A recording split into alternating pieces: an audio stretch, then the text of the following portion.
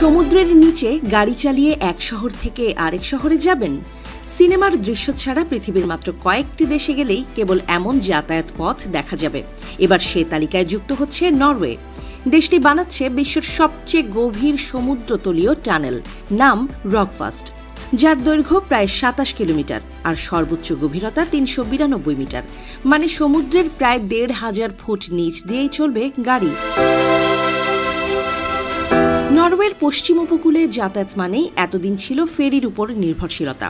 এখন এক শহর থেকে আরেক শহরে যেতে গাড়ি সহ ফেরিতে ওঠানামা, সময়ের অপচয়, ঝক্কিও কম নয়।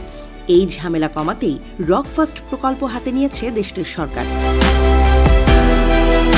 এই টানেলটি হবে নরওয়ের প্রধান উপকূলীয় সড়ক E39 মহাসড়কের অংশ।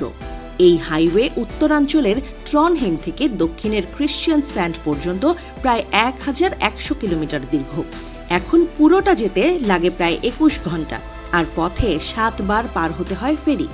নরওয়ে সরকারের টার্গেট ২০৫০ সালের মধ্যে পুরো রুট ফেরি মুক্ত করা, কিন্তু রকফাস্ট সেই লক্ষ্য পূরণের সবচেয়ে বড় ধাপ।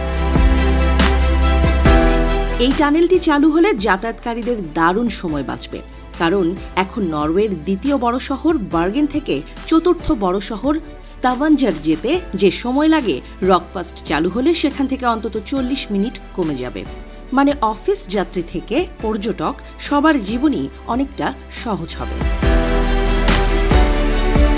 টানেলটিতে থাকবে ২টি আলাদা টিউব, আর প্রতিটিতে ২ লেন করে, পুরোটাই গাড়ির জন্য।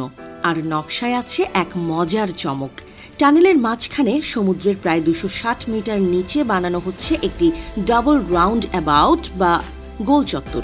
সেখান থেকে গাড়ি ঘুরে যাবে কিভিটসি দ্বীপে, যেটা নরওয়ের সবচেয়ে ছোট পৌরসভা। সমুদ্রের নিচের রাউন্ড অ্যাবাউটে গাড়ি ঘোরানো এটা অনেকের কাছে অ্যাডভেঞ্চারও মনে হতে পারে।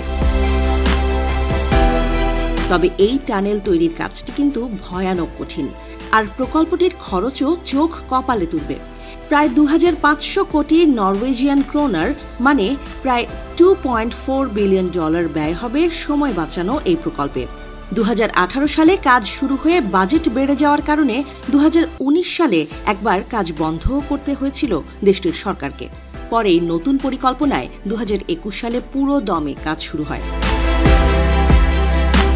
উল্লেখ্য, টানেলটিতে এখন খনন চলছে প্রায় ৩০০ মিটার গভীরে। তবে বড় চ্যালেঞ্জ হচ্ছে নিচ দিয়ে নোনা পানি চুইয়ে পড়া বন্ধ করা।